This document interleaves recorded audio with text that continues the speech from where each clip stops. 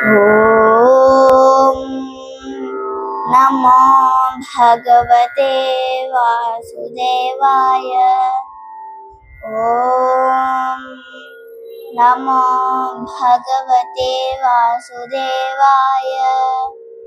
ॐ नमो भगवते वासुदेवाय।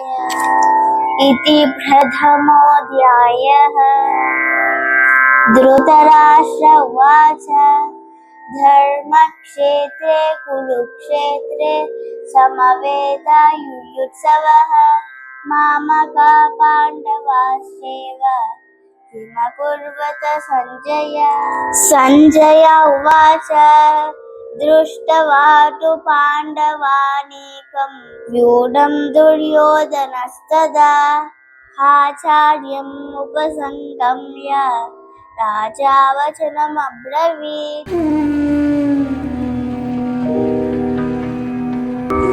ಧನ್ಯವಾದ।